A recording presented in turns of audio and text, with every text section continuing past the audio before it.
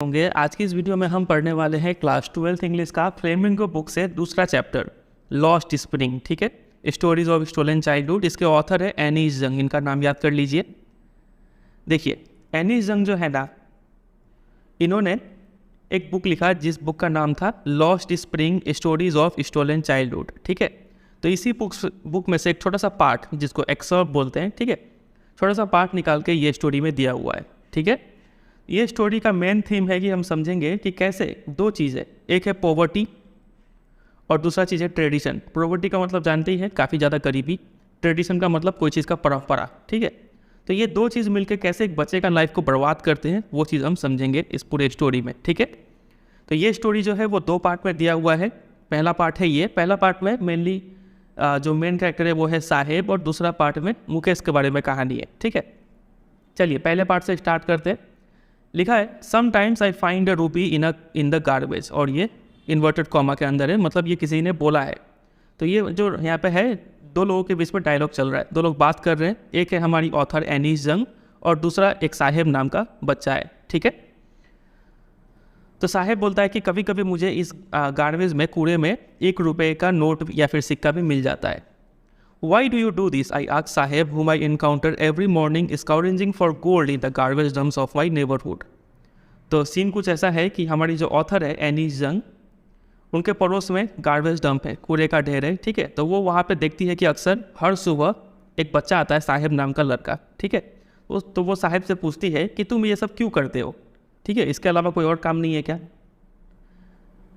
अब इसके बाद यहाँ पे कुछ साहेब का बैकग्राउंड बताया हुआ है। ठीक है, बोला गया है कि साहेब काफ़ी लंबे समय पहले अपना घर छोड़ चुका है।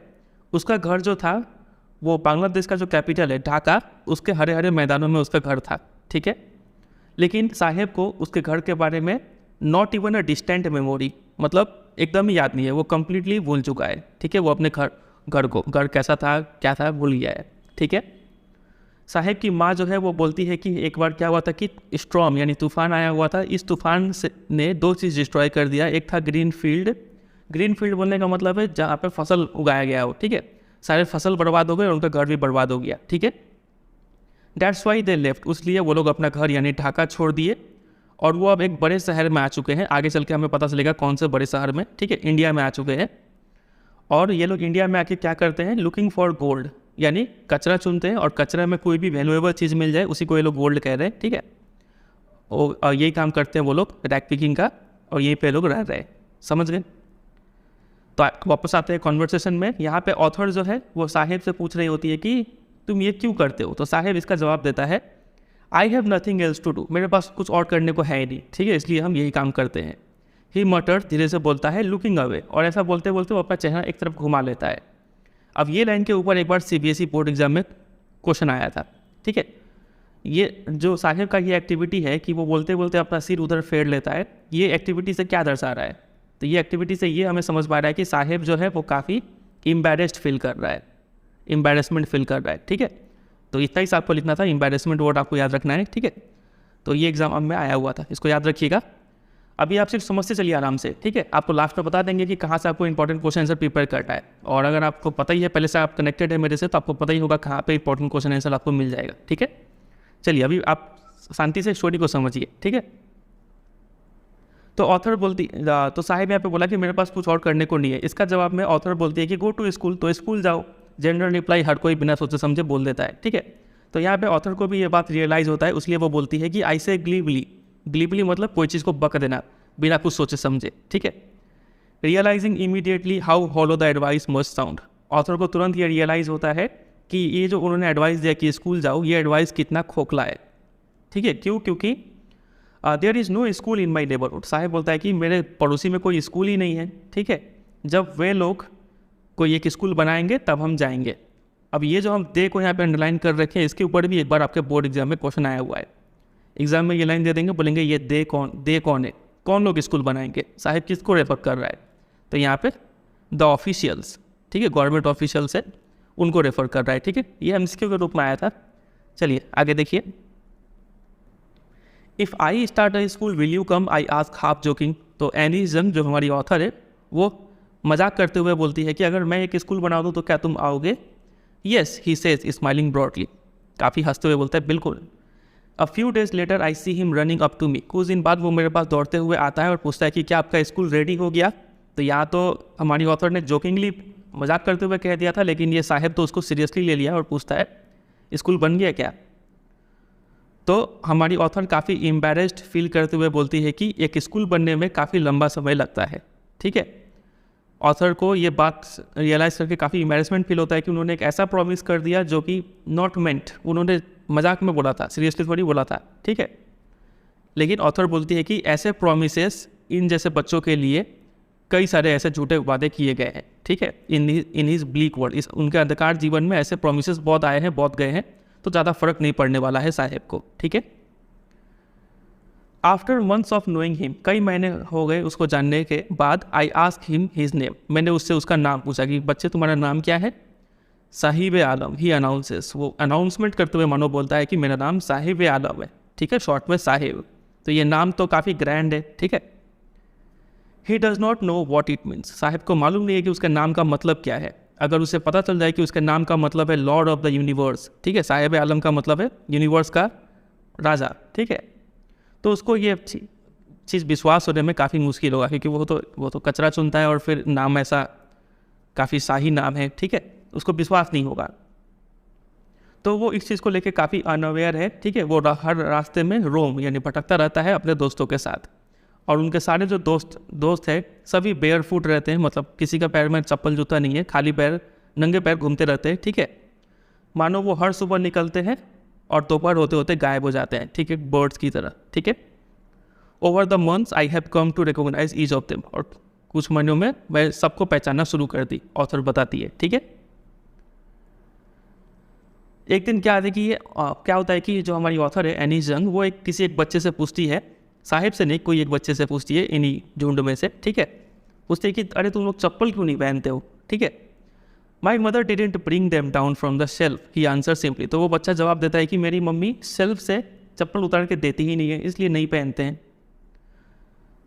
अनदर, एक दूसरा बच्चा बोलता है कि अगर उसकी मम्मी उसे चप्पल उतार के दे भी देगी ना, तो वो क्या करेगा, फेंक देगा। ठीक है, वो बच्चा जवाब देता है, दूसरा बच्चा। ठीक है, वो दूसरा बच्चा खुद एक ऐसा शूज़ पहना हुआ होता है जो कि मैच नहीं कर रहे हैं, मतलब एक पैर में कोई और टाइप का शू, दूसरे में कोई और टाइप का शू। ठीक है, when I comment on it he shuffles his feet and says nothing, जब ऑथर कमेंट कर दिया कि अरे तुमने तो अनमैच शू पहन कर रखा हुआ है, तो वो ये सुन के वो बच्चा जो है काफ़ी शर्मा जाता है और अपने पैर कुछ छिपाने की कोशिश करता है। ठीक है, और नथिंग, सेज नथिंग, कुछ नहीं बोलता है। फिर एक तीसरा बच्चा है, ठीक है, वो बोलता है कि आई वॉन्ट शूज़, मुझे तो जूता ही चाहिए, इसलिए हम चप्पल नहीं पहनते हैं। ठीक है, who has never owned a pair on his life, उसके पूरे जीवन में उसने जूता तक नहीं पहना हुआ है। ठीक है, काफ़ी बुरा हालत है इन लोगों का। ठीक है, travelling across the country I have seen children walking bear foot in cities on village road, तो हमारी जो ऑथर है उन्होंने पूरा इंडिया घूमा है। ठीक है, और वो नोटिस की है कि यहाँ के जो बच्चे हैं वो नंगे पैर ही घूमते हैं, चाहे वो शहर के बाद बच्चे हो या फिर विलेजेस के बच्चे हो। ठीक है, it is not lack of money, ऐसा लगता है कि पैसा का कमी नहीं है, but a tradition to stay barefoot is one explanation. जब हम पूछते हैं लोगों से तो लोग ये एक्सप्लेनेशन देते हैं कि ये पैसा की कमी के कारण जूते नहीं पहनते, जूते चप्पल इसलिए नहीं पहन रहे, ये जूते चप्पल इसलिए नहीं पहन रहे क्योंकि यहाँ पे ट्रेडिशन है नंगे पैर घूमना। ठीक है, ये एक एक्सप्लेनेशन आता है लोगों की तरफ से। I wonder if this is only an excuse to explain away a perpetual state of poverty, और हमारी ऑथर सोचती है कि ये तो सिर्फ एक बहाना है कि ये हमारा ट्रेडिशन है नंगे पैर रहने का। ठीक है, असली रीज़न तो क्या है, पॉवर्टी के कारण तुम लोग अफोर्ड ही नहीं कर सकते, इसलिए तुम लोग चप्पल जूता नहीं पहनते हो। ये बात हमारी जो ऑथर है एनिज्म वो सोचती है। ठीक है, या तो समझ में आ रहा है, चलिए आगे बढ़ते हैं। I remember a story a man from UDP once told me, अब हमारी जो ऑथर है एनिज्म उनको एक स्टोरी याद आता है। ये स्टोरी जो है, एक मैन था UDP से, वो man where his father was a priest. ये जो मैन था UDP का, वो बचपन में क्या करता था, एक स्कूल में जाता था। ठीक है, वो स्कूल एक ओल्ड टेम्पल को क्रॉस करके था, मतलब पहले ओल्ड टेम्पल आता था रास्ते में, उसके बाद स्कूल आता था। ठीक है, और इसी टेम्पल में उसके पिताजी पुजारी थे। ठीक है, he would stop briefly at the temple and pray for a pair of shoe, तो ये जो मैन था जब छोटा था वो थोड़े देर के लिए टेम्पल में रुकता था और क्या करता था, प्रे करता था कि उसको कहीं से भी एक पेयर ऑफ शू मिल जाए, जूते का जोड़ा मिल जाए। ठीक है, और 30 साल बाद I visited his town and the temple where which was now drowned in an air of desolation. अब 30 साल बाद जो हमारी ऑथर है वापस उस टाउन को विजिट करती है और टेम्पल को विजिट करती है, जिस टाउन का माहौल काफ़ी क्या था, डेसोलेशन, काफ़ी लगभग निराशा सा लग रहा था वहाँ पे, ठीक है। इन द बैकयार्ड, टेम्पल का जो पीछे का एरिया था, ठीक है, where live the new priest, अब वहाँ पे एक नया पुजारी आ चुका था। There were red and white plastic chairs, उस बैकयार्ड में लाल रंग के सफ़ेद रंग के प्लास्टिक के चेयर रखे हुए थे। एक छोटा सा बच्चा आता है, ड्रेस्ड इन ग्रे यूनिफॉर्म पहना हुआ था है, ठीक है, और सॉक्स भी पहना हुआ है, जूता भी पहना हुआ है। अराइव्ड पैंटिंग, काफ़ी हाँफते हुए वहाँ पे आता है और अपने स्कूल बैग को फेंक देता है एक फोल्डिंग बेड पे, खटिया पे फेंक देता है, ठीक है। Looking at the boy I remember the prayer another boy had made to the goddess when he had finally got a pair of shoes, let me never lose them. अब ये क्या यहाँ पे लिखा हुआ है देखिए, ऑथर जो है वो 30 साल बाद वापस इस लैंड पे आई हुई है ना, तो देख रही है कि इस बच्चे को देख के, जो बच्चा काफ़ी हाँफते हुए आता है, जूता मोजा पहना हुआ है, ग्रे यूनिफॉर्म पहना हुआ है, स्कूल बैग को एक फोल्डिंग बेड पे फेंक दिया, तो इस बच्चे को देख के राइटर को दूसरे बच्चे का याद आ जाता है, मतलब इस मैन का याद आ जाता है, जो मैन अक्सर उस टेम्पल में आके प्रेयर करता था कि उसे एक पेयर ऑफ शू मिल जाए, ठीक है। तो ये मैन ये प्रेयर के साथ साथ, एक नया जूता मिलने के साथ साथ, जब उसे नया जूता मिल गया था इस मैन को, तो ये मैन एक चीज़ और प्रे किया था। वो प्रेयर ये था कि ये जूता कभी मेरे से खोए ना, late me never lose them, ठीक है।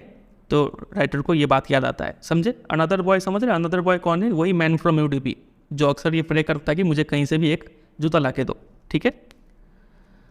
The goddess had granted his prayer. अब आज का सिचुएशन देख के मुझे लग रहा है कि देवी माँ ने उनका प्रेयर सुन लिया है।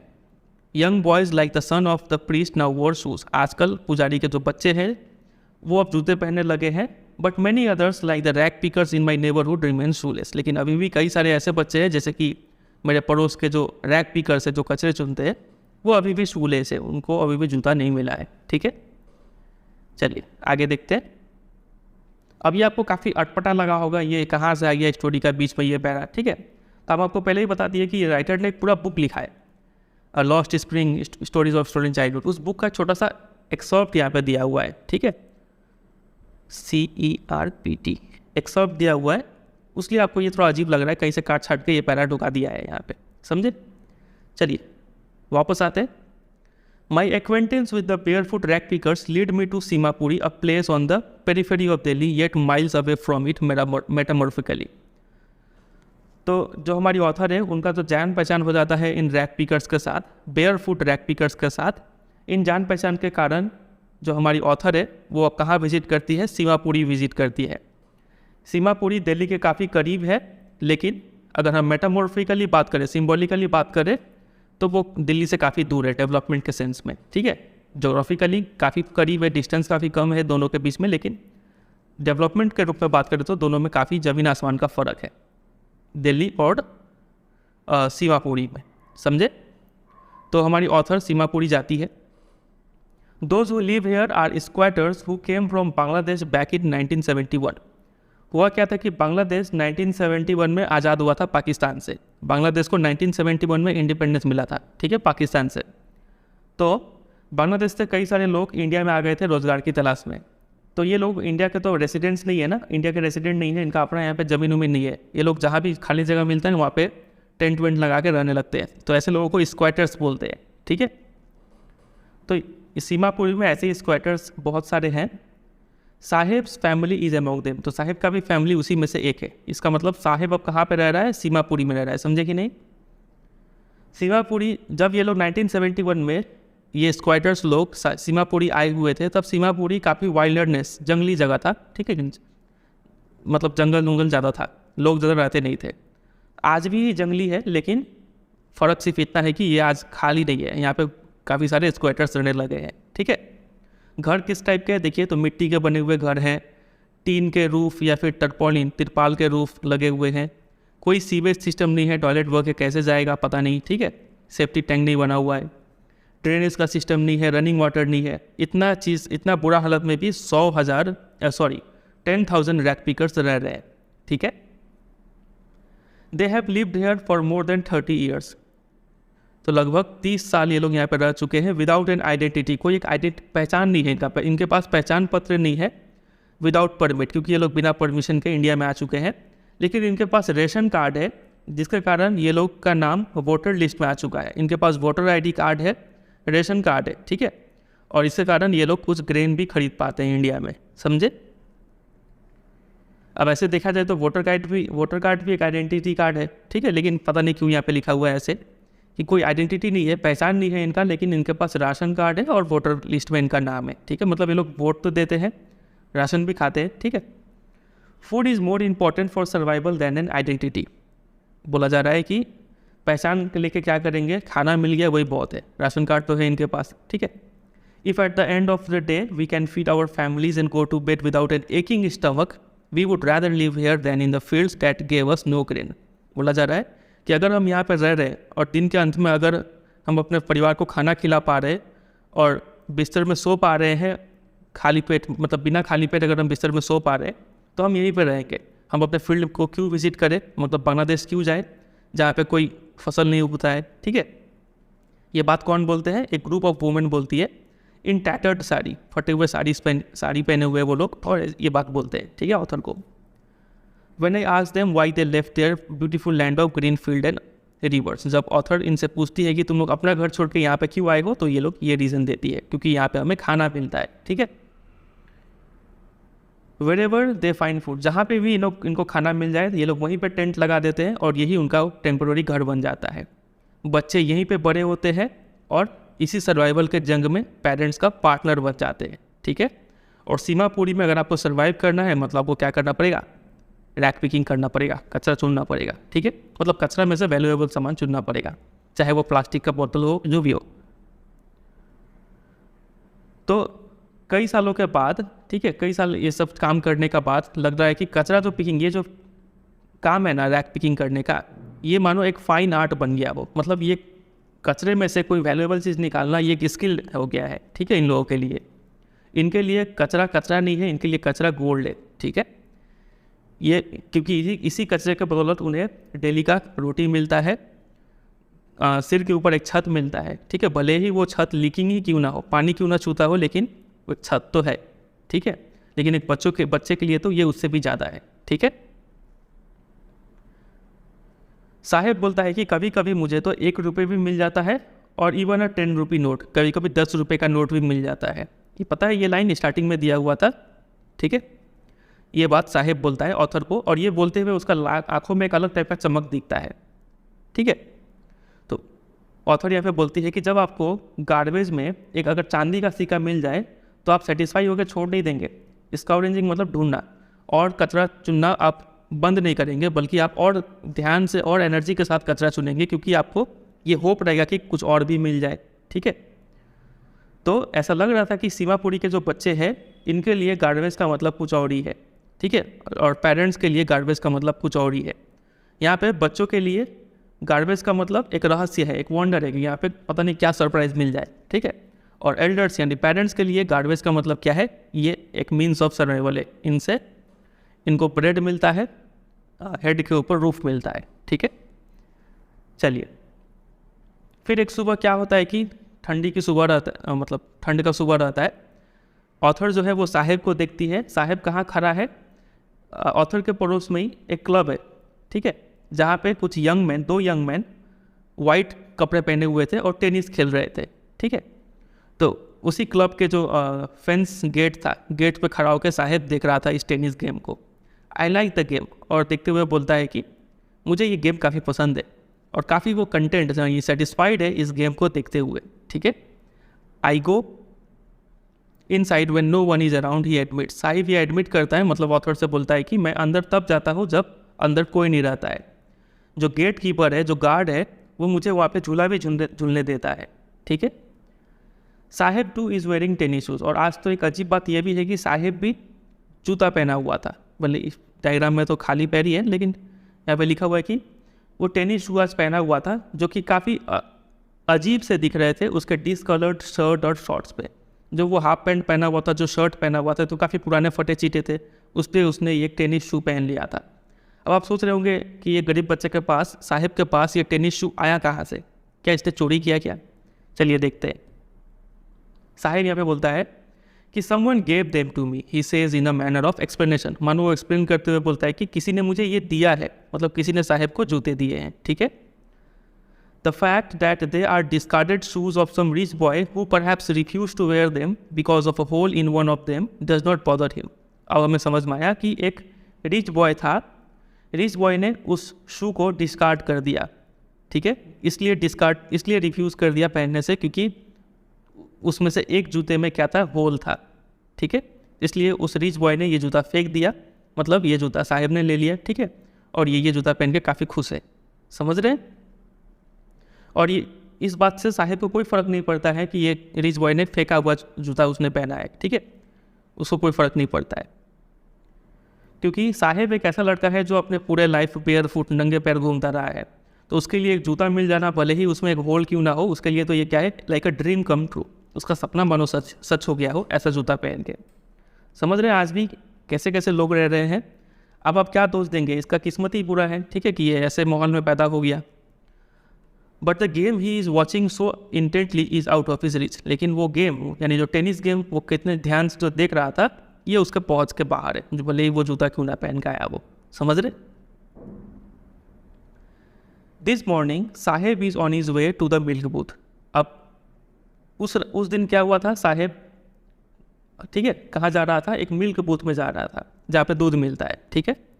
और वो अपने हाथ में स्टील कैनिस्टर लिया हुआ था, स्टील का केन लिया हुआ था, समझ रहे, इसमें दूध था, ठीक है। और साहेब बोलता है कि I now work in a tea stall down the road, he says pointing in the distance. वो हाथ से इशारा करते हुए बोलता है कि मैं उस चाय दुकान में काम करता हूँ, ठीक है। और चाय दुकान में वो स्टील के कैनिस्टर में दूध लेके जा रहा था, ठीक है। I am paid 800 rupees and all my bill. Sahib बोलता है कि मुझे 800 रुपये मिलता है खिला पिला के, ठीक है, 2 टाइम का खाना और 800 रुपये मिलता है। Does he like the job, I ask. Author पूछती है साहिब से कि क्या तुमको ये जॉब पसंद आ रहा है। पहले साहिब का जॉब क्या था, रैक पिकिंग करना, कचरा चुनना। अब साहिब एक चाय दुकान में काम करता है, तो क्या ये नया काम उसको पसंद आ रहा है क्या? तो ये क्वेश्चन सुन के ही साहिब का फेस जो था, has lost the care free look. Sahib का जो चेहरा था वो अचानक से मुरझा गया। पहले साहिब भले ही कचरा चुनता था, लेकिन वो काफ़ी केयर फ्री था, किसी के अंडर नहीं था।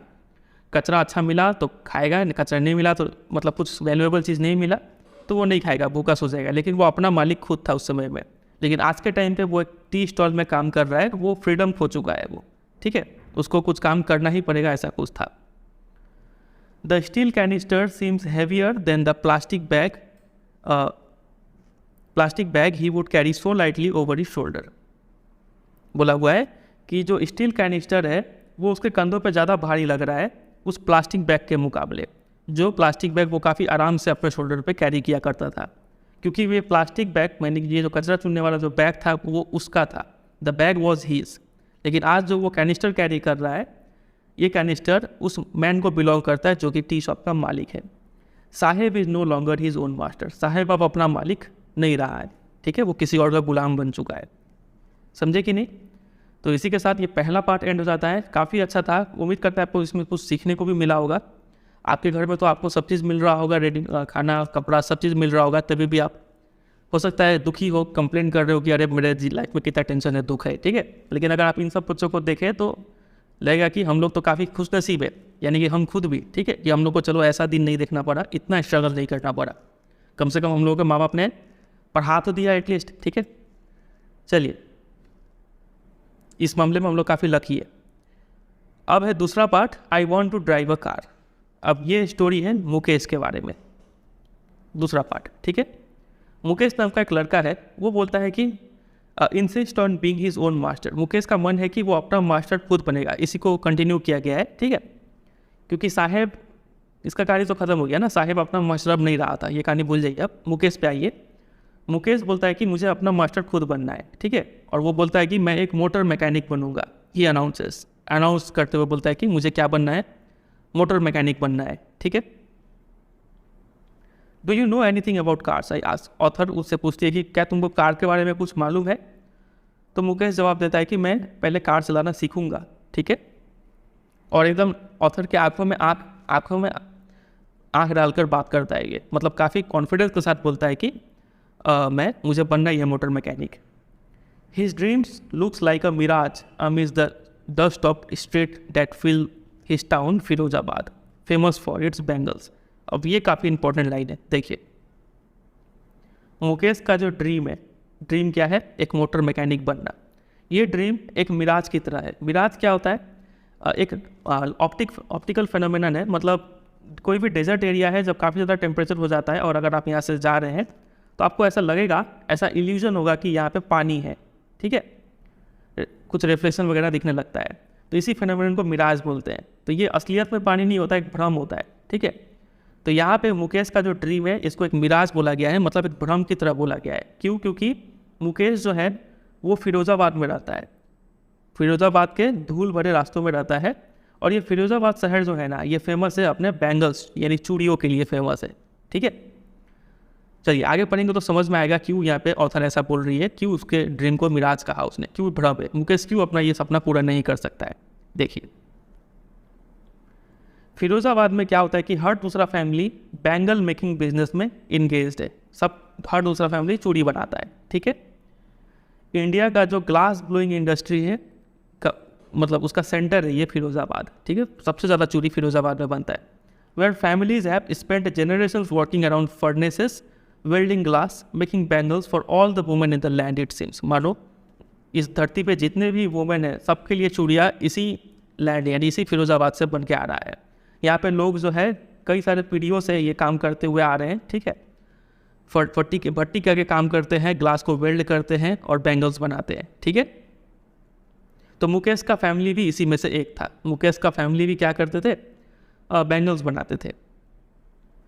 लेकिन इन लोगों को ये बात मालूम नहीं था कि इस काम में बच्चों को इन्वॉल्व करना इलीगल है, क्योंकि ये एक चाइल्ड लेबर है, ठीक है। क्योंकि ग्लास फर्नेस में काम करना, जहाँ पे ग्लास को पिघलाया जाता है, इसका जो भट्टी होता है वहाँ पे काफ़ी हाई टेम्परेचर हो जाता है। और जो रूम्स होते हैं वो काफ़ी डिंजी सिकुड़े छोटे छोटे होते हैं, जहाँ पे ठीक से ना हवा आता है ना लाइट आता है, ठीक है। तो ऐसी जगह पे बच्चों को काम कराना काफ़ी इलीगल होता है, ठीक है। और अगर यहाँ पे लॉ लागू कर दिया जाए तो यहाँ पे मुकेश और इसके जैसे जो 20,000 बच्चे हैं ये इस गर्म भट्टी से बाहर आ जाएंगे, ठीक है। यहाँ पे ऐसे 20,000 बच्चे काम करते हैं और ये अपना जो डे लाइट आवर्स है उसको स्लॉग करते हैं। Slog their daylight hour मतलब दिन में काफ़ी मेहनत से काम करते हैं लोग। और इस भट्टी में जहाँ पे लाइट नहीं है, आपको सिर्फ मतलब आग ही देखते रहना है। तो आप लगातार सिर्फ आग देखते रहेंगे ना तो आपका आँख पे काफ़ी बुरा असर पड़ता है। तो इसीलिए कई सारे बच्चे जो है वो अपने आँखों का ब्राइटनेस रोशनी खो देते हैं, समझ रहे, अंधे हो जाते हैं। तो यहाँ पे लिखा हुआ है मुकेश's eyes beams as he volunteers to take me home which he proudly says is being rebuilt। Mukesh बोलता है ऑथर को कि चलिए आपको घर दिखाते अपना। और ये जब बोलता है ना तो उसके आँख में चमक दिखता है और बोलता है कि मेरा घर अभी अभी नया बना है, वापस रिपेयर करके बनाया हुआ है, चलिए हम आपको घर दिखाते हैं, ठीक है। तो ऑथर और मुकेश दोनों चलते हुए जा रहे हैं stinking lens choked with garbage. जो गली से जा रहे हैं वो गार्बेज से एकदम चोक भर चुका है, काफ़ी गंद आ रहा है वहाँ पे कचरे का, ठीक है। ये लोग ऐसे ऐसे घर को क्रॉस करते हैं जो कि मानो एक होवल विद क्रम्बलिंग वॉल्स, एक मानो टेम्प्रोरी स्ट्रक्चर है, झोपड़ी की तरह है जिसका वॉल्स क्रम्बल कर रहा है, अब लगभग टूटने ही वाला है, हिल डुल रहा है। वोबली डोर्स, दरवाज़ा मतलब एक बार बंद कीजिएगा तो वो काँपने लगेगा, ठीक है। कोई खिड़की नहीं है। ऐसे ऐसे घर को ये लोग क्रॉस करते हैं और इन सभी घरों में क्राउडेड है with families of humans and animals. लोग भी रह रहे हैं, ह्यूमन बींग्स भी रह रहे हैं और एनिमल्स भी रह रहे हैं एक साथ, ठीक है, को एग्जिस्ट कर रहे हैं इन अ प्रीमेवल स्टेट। मानो लग रहा है कि ये हम एंशियंट टाइम में आ गए हैं, काफ़ी पुराने ज़माने में लोग इतना कष्ट कट कर रहते थे, वैसा ही सीन कुछ देखने को मिल रहा है, समझ रहे। तो Mukesh stops at the door of one such house. तो ऐसे ही घर के दरवाजे के आगे मुकेश रुकता है, banks a wobbly iron door with his foot, अपने पैरों से लात मार के दरवाज़ा खोलता है। तो ये लोग अंदर जाते हैं तो देखते हैं ये हाफ बिल्ड शैक है, ठीक है, आधा बना हुआ एक झोपड़ी है। इन वन पार्ट ऑफ इस झोपड़ी के अंदर thatched with a dead grass is a firewood stove. एक चूल्हा है, ठीक है, पुआल उवाल देके बना हुआ है। उस चूल्हे के ऊपर चढ़ा हुआ है एक सिजलिंग स्पिनाच लीव्स, मतलब पालक का कुछ सब्जी उब्जी बन रहा है उसमें, ठीक है, एक बर्तन में इसका मतलब उबलने का आवाज़ आ रहा है, ठीक है। और ग्राउंड पे रखा हुआ है एक बहुत बड़ा एल्यूमिनियम प्लेट। इस एल्यूमिनियम प्लेट में कटे हुए सब्जी रखे हुए हैं, ठीक है।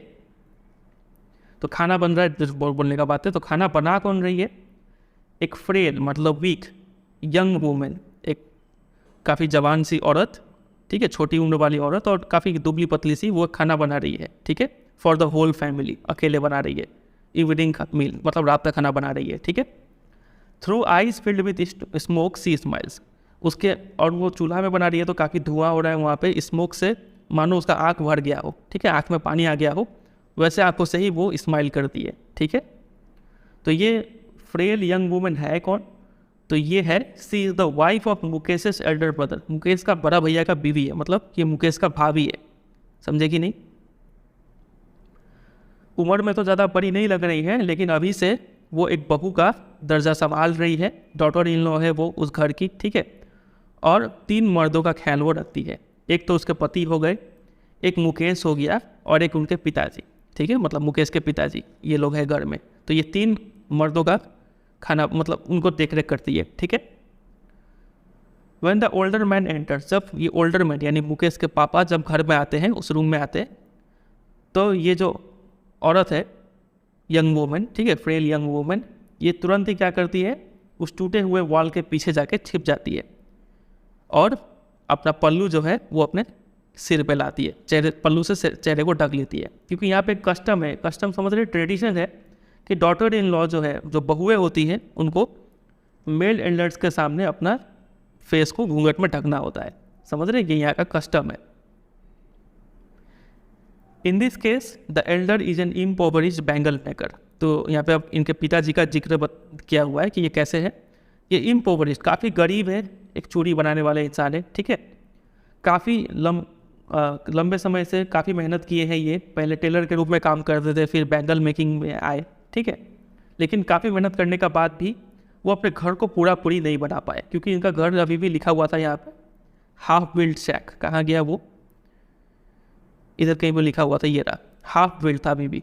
तो अभी भी वो घर को पूरी रिनोवेट नहीं कर पाए हैं, ठीक है। और send his 2 sons to school, ना अपने बच्चों को स्कूल में पढ़ा पाए, वो अपना पूरा ज़िंदगी एक ही काम कर पाए हैं, वो अपने बच्चों को ये आर्ट सिखा दिए हैं, the art of making bangle, चूड़ी कैसे बनता है ये काम सिखा दिए बच्चों को, ठीक है। अब देखिए, मुकेश की जो दादी माँ है, मुकेश की ग्रैंड मदर है, वो बोलती है कि ये मुकेश का कर्म है, उसका डेस्टिनी है, यही उसकी किस्मत में लिखा हुआ है, उसे यही करना पड़ेगा, ठीक है।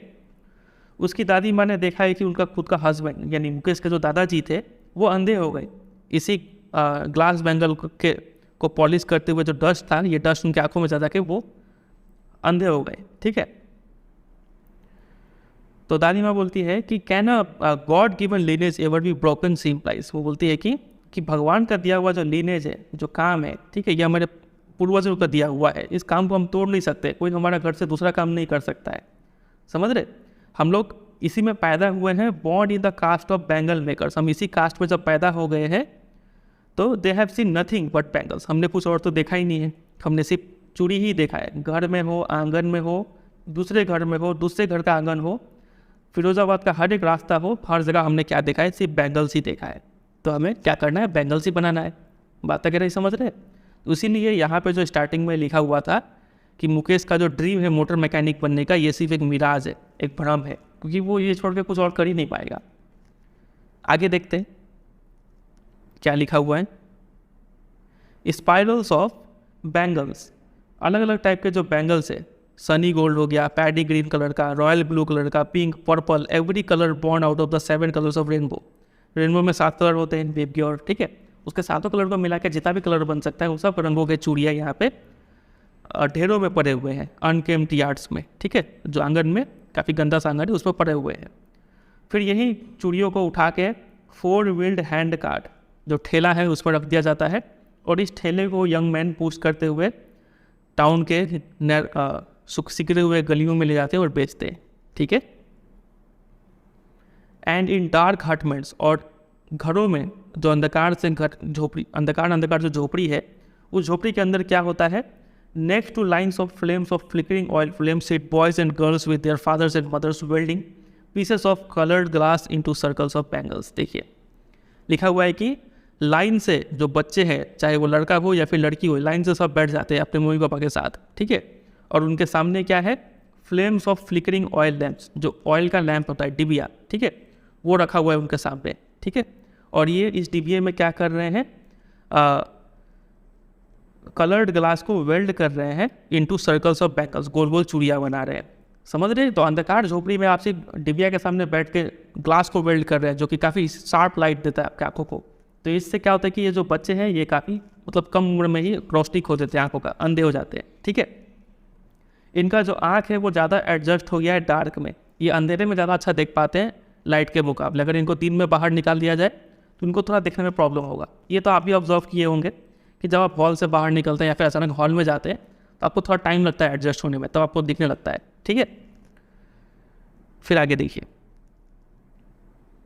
डैट इज़ वाई, यही कारण है कि ये लोग एडल्ट होने से पहले ही अपना आई साइट लूज कर देते हैं, समझे।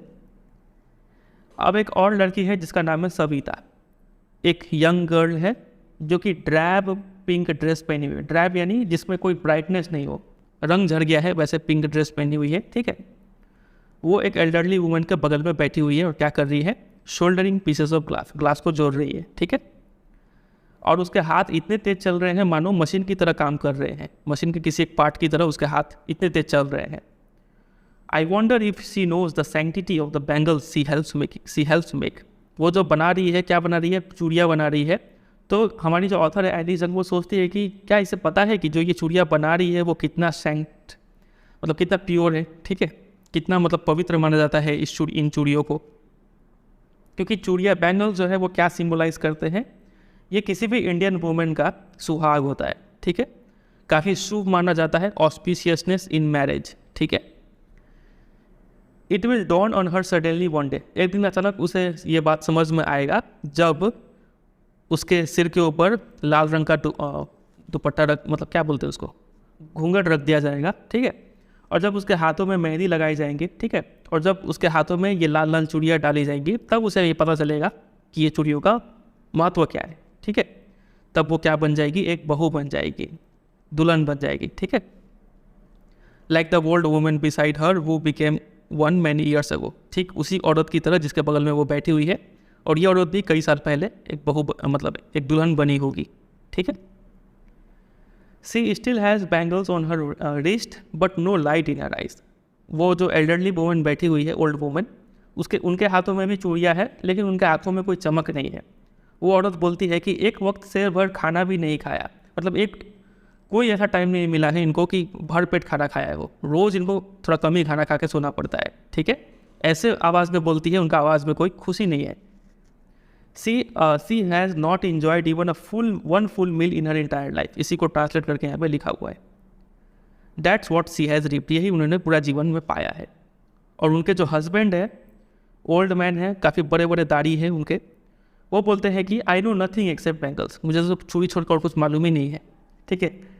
All I have done is making a house for the family to live in, काफ़ी प्राउडली बोलते हैं कि मैंने तो अपने जीवन में एक बड़ा काम कर दिया है। वो बड़ा काम क्या है, मैंने अपने परिवार के लिए घर बना दिया है, ठीक है।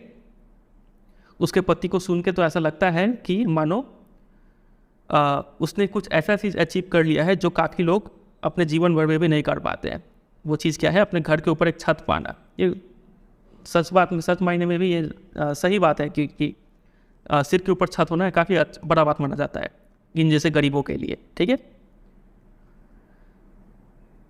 The cry of not having money to do anything except carry on the business of making bangles not even enough to eat rings in every home, ये जो चीख है, ये जो रोना है कि हमारे पास तो पैसा ही नहीं है कि कुछ हम और बिजनेस स्टार्ट कर पाए, हमारे पास सिर्फ इतना ही रिसोर्सेस है कि हम सिर्फ चूड़ी बना सकते हैं, ठीक है। ये चीख हर घर में सुनाई पड़ता है, सब घर में यही रोना है, ठीक है, कि हम तो कुछ और कर ही नहीं सकते, हमारे पास पैसा ही नहीं है, ठीक है। तो इसलिए लोग क्या कर रहे हैं, चूड़ी बना रहे हैं। यंग मैन हो या फिर बूढ़े लोग हो, ठीक है, सब लोग एक ही echo the lament of their elders, जो बड़े रोते आए हैं वही यंग मैन भी आज के डेट में रो रहे हैं, ठीक है। जो इनका एक्सक्यूज़ था वही एक्सक्यूज़ इनका भी है। Little has moved with time, वक्त के साथ काफ़ी कम चीज़ चेंज हुआ है ऐसा लग रहा है, ठीक है। फिरोज़ाबाद में जब आप ऐसे मेहनत करें, ऐसे टॉयल करें जैसे कि माइंड नम हो जाए, इतना मेहनत करें कि दिमाग सुन पड़ जाए, इनका सारा जो इनिशिएटिव है और जो एबिलिटी टू ड्रीम है वो सब खत्म हो चुका है। इस लाइन को वापस देखिए, years of mind numbing toil, इतना ऐसे मेहनत करना मानो दिमाग सुन पड़ जाए, ठीक है। इतना मेहनत करने के बाद कोई इनके अंदर नया करने का कोई एनर्जी नहीं है और इनको कुछ नया सपना देखने का भी कोई क्षमता नहीं है, क्योंकि ये लोग सुबह उठते हैं, चूड़ी बनाते हैं, रात को इतना थक जाते हैं, आधा पेट खाना खाकर सो जाते हैं। दिन पर दिन ये लोग क्या हो रहे हैं, डिटोरिएट हो रहे हैं, इनका शारीरिक और मानसिक क्षमता जो है वो खत्म हो रहा है, ठीक है। तो ये लोग कहाँ से कोई नया इनिशिएटिव लेंगे, कहाँ से नया एनर्जी के साथ कोई नया काम या फिर नया सपना देखेंगे? ऐसा कुछ सीन ही नहीं है यहाँ पे, समझ रहे हैं। फिर आगे देखिए, राइटर यहाँ पे इनको एक एडवाइस देती है कि आप लोग एक कोऑपरेटिव क्यों नहीं बना लेते हैं। कोऑपरेटिव आपको क्लास 10 में पढ़ाए थे इकोनॉमिक्स में, ठीक है। मतलब कुछ लोग हैं वो अकेले अकेले चूड़ी बना रहे हैं, क्या करेंगे अब सब मिल के चूड़ी बनाएंगे, ताकि जब ये लोग बेचने जाएंगे तो इनको अच्छा भाव में सामान मिलेगा। रॉ मटेरियल भी जब खरीदेंगे तो ज़्यादा रॉ मटेरियल चाहिए होगा, कम दाम में रॉ मटेरियल आएगा, ज़्यादा दाम में सामान बिकेगा, ठीक है। तो ये कुछ फ़ायदा मिलेगा कोऑपरेटिव का। ऑथर जो है ये बात बोलती है कुछ ग्रुप ऑफ यंग मैन को, ठीक है, जो लोग vicious circle of middle man के चक्कर में पड़ चुके हैं, मतलब मिडिल मैन के चक्कर में पड़ चुके हैं। ये लोग अपना सामान मिडिल मैन को देते हैं पहले अकेले, ठीक है, एक साथ मिल के तो नहीं, ये अकेले एक मिडिल मैन को देता है, वो मिडिल मैन बजा के बाजार में बेचता है, ठीक है। फिर ये दूसरा किसी मिडिल मैन को देता है, ये जाकर बाजार में बेचता है। तो इन सबसे इनका इनकम काफ़ी कम हो गया है, ठीक है। तो इनके पिताजी भी और दादा भी, परदादा भी, ये लोग भी इसी मिडिल मैन के चक्कर में पड़ के बर्बाद हो गए। तो ये यंग मैन भी ऐसे ही बर्बाद हो रहे हैं। तो इनको बचाने के लिए राइटर जो है उनको एडवाइस देती है कि आप लोग कोऑपरेटिव क्यों नहीं बना लेते। तो ये यंग मैन जवाब देते हैं कि अगर हम लोग ऑर्गेनाइज हो भी जाए कोऑपरेटिव में, तो हम ही लोग होंगे जो पुलिस के द्वारा मारे जाएंगे, पीटे जाएंगे, ठीक है, भगाए जाएंगे और हम ही को जेल में बंद किया जाएगा, कुछ ना कुछ इलीगल चार्ज लगा के हम पे, ठीक है। जैसे there is no leader among them, उनके बीच में कोई ऐसा इंसान नहीं है जो लीडर का भूमिका निभा पाए, कोई ऐसा नहीं है जो उनको ये चीज़ दिखा पाए कि अरे आप चोरी नहीं, सिर्फ बहुत चीज़ कर सकते हो। चीज़ों को दूसरे तरीके से देखने का किसी के पास क्षमता नहीं है, ठीक है। देयर फादर्स भी उतने ही थके हुए हैं जितने कि ये यंग मैन थके हुए हैं, ठीक है। और ये लोग एंडलेसली लगातार ये लोग इसी चीज़ में बात करते रहते हैं। अगर आप ऐसे चार अगर बूढ़े लोगों के पास अगर आप बैठ जाए या फिर चार जवान लोगों के पास अगर आप बैठ जाए तो आपको सिर्फ एक ही बात सुनने को मिलेगा, वो होगा गरीबी का, ग्रीड का, इनजस्टिस का, ठीक है, अपैथी का। यही सब सिर्फ दुख पी रहे लोग रोते रहेंगे, ठीक है। तो इन लोगों का बात सुनने का बाद आपको दो टाइप का वर्ल्ड देखने को मिलता है। एक वर्ल्ड है ऐसे फैमिलियों का जो कि पॉवर्टी में और अपने कास्ट में, ठीक है, बैंगल मेकिंग कास्ट में फंस के रह चुके हैं। और दूसरा वर्ल्ड है इन साहूकार, मिडलमैन, पुलिसमैन लोगों का, कीपर्स ऑफ लॉ लोगों का, ब्यूरोक्रेट्स लोगों का, पॉलिटिशियन लोगों का, जो लोग सारा मलाई खा रहे हैं और ये लोग काफ़ी स्ट्रगल कर रहे हैं, समझ रहे हैं। तो ये दो टाइप का वर्ल्ड देखने को मिलता है। तो ये दोनों ही जो वर्ल्ड है ना, दोनों मिल के सबसे ज़्यादा डैमेज किसको किए हैं? बच्चों को डैमेज किए हैं। बच्चे के ऊपर इतना बोझ डाल दिया कि बच्चा इस बोझ को हटा नहीं पा रहा है। और जब तक बच्चे को ये बात समझ में आता है कि हम कुछ गलत काम कर रहे हैं, सब क्या कर रहे हैं, इसके अलावा हम पढ़ सकते थे, कुछ और काम कर सकते थे, कुछ स्किल सीख सकते थे, ठीक है, तब तक काफ़ी लेट हो जाता है। जब तक बच्चे को ये बात रियलाइज़ होता है तब तक काफ़ी लेट हो जाता है, क्योंकि वो भी इस बात को उतना एक्सेप्ट कर चुका है जैसे कि उसके पिताजी एक्सेप्ट कर लिए थे, समझ रहे। कुछ नया चीज़ करना, टू डू एनीथिंग एल्स, इसका मतलब होगा कि आप यहाँ पे अलग कर रहे हैं, आप में आप हिम्मत दिखा रहे हैं। और हिम्मत दिखाना is not part of his growing up. उसको कभी सिखाया ही नहीं गया कि हिम्मत कैसे दिखाया जाता है, ठीक है, कुछ नया कैसे किया जाता है। तो जब ऑथर मुकेश से बात करती है और मुकेश में ये फ्लैश हल्का सा हिम्मत दिखता है कि मुकेश जब बोलता है कि मुझे मोटर मैकेनिक बनना है, तो ऑथर जो है वो काफ़ी खुश हो जाती है, ठीक है, चलो कोई तो है जिसमें थोड़ा सा ही सही एक इच्छा तो है कि एक कुछ अलग किया जाए, ठीक है। मुकेश बोलता है कि वो गराज जाएगा, सीखेगा, ठीक है। तो राइटर बोलती है मुकेश को कि गराज तो काफ़ी दूर है। तो मुकेश इसका जवाब देता है कि मैं चल के चला जाऊँगा, ही इंसिस्ट, ठीक है। Do you also dream of flying a plane? Author उससे पूछती है कि क्या आपको प्लेन फ्लाई कर एरोप्लेन उड़ाने का भी मन है क्या? तो सडनली मुकेश काफ़ी साइलेंट हो जाता है, बोलता है कि नहीं, मुझे एरोप्लेन उड़ाने का, हवा में उड़ने का कोई शौक़ नहीं है, ठीक है। ज़मीन पर देखते हुए वो बोलता है। In is small murmur there is an embarrassment, वो काफ़ी एम्बैरेसमेंट फील करता है मुकेश, ठीक है। That has not yet turn into regret, लेकिन इस बात का खुशी है, भले ही वो शर्मिंदा है अपने गरीबी को लेकिन वो रिग्रेट, फिरोजाबाद के जो यंग मैन है और जो ओल्ड मैन है उनकी तरह अफसोस तो नहीं कर रहे हैं, बैठ कर रो तो नहीं रहे, ठीक है। अभी एम्बैरेसमेंट है, बस वो शर्मिंदा है, इसके अंदर मुकेश के अंदर अभी भी ये चाह है कि ये कुछ अलग करे, लेकिन ये यंग मैन और ये ओल्ड मैन तो इनके अंदर तो ये चाह मर चुका है, ठीक है। ही इज़ कंटेंट यानी satisfied to dream of cars that he sees hurtling down the streets of his town. Mukesh काफ़ी सेटिस्फाइड है कार्स का ही सपना देखकर, ठीक है। और वैसे भी फिरोज़ाबाद जो जगह है यहाँ पे काफ़ी कम एरोप्लेन उड़ाए जाते हैं, ठीक है। ऊपर वो ज़्यादा एरोप्लेन उड़ता ही नहीं है, इसलिए मुकेश कभी देखा ही नहीं है कि एरोप्लेन बोल के भी कोई चीज़ होता है, इसलिए वो कार का ही ड्रीम करके सेटिस्फाइड है, ठीक है। इसके ऊपर भी क्वेश्चन आता है, तो क्वेश्चन आंसर आपको अलग से मेरे वेबसाइट पे मिल जाएगा, ठीक है। आप सिंपल में गूगल में सर्च कर दीजिएगा lost spring class 12 important question by